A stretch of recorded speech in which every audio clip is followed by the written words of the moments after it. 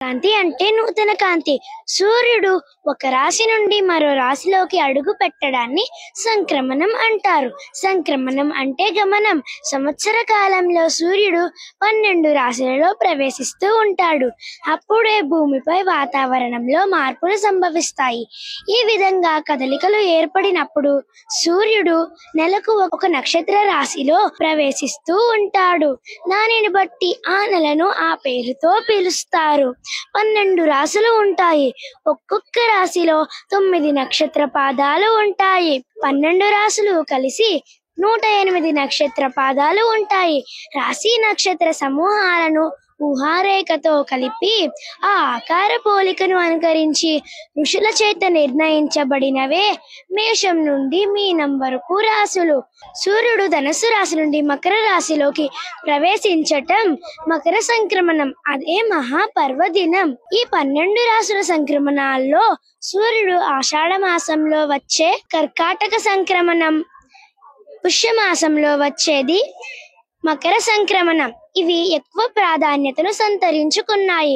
మన పూర్వీకులు సూర్యుడి సంచారాన్ని 2 భాగాలుగా విభజించారు. సూర్యుడు భూమధ్య రేఖకు ఉత్తర దిశగా ఉన్నట్లు కనిపించినప్పుడు ఉత్తరాయణం అని, దక్షిణ దిశగా ఉన్నట్లు కనిపించినప్పుడు దక్షిణాయనం అని అంటారు.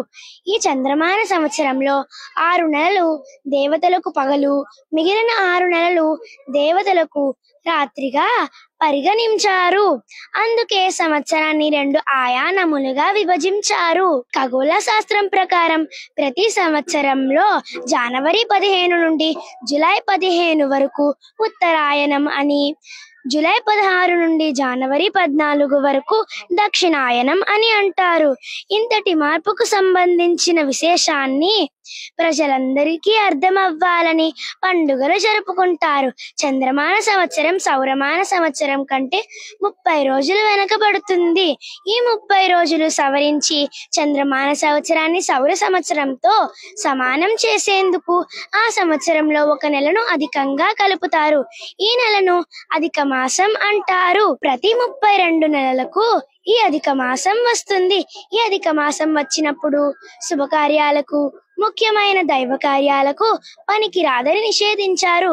సమస్త జీవకోటి రాత్రులు నిద్రపోయి పగలు ఏ విధంగా అయితే మేలుకుంటున్నారో అలాగే దేవతలు కూడా ఉత్తరాయణంలో మేలుకొని ఉంటారని, వారు మేలుకొని ఉన్నప్పుడు ఏ కోరిక కోరినా తీరుస్తారని పండుగలు జరుపుకుంటారు.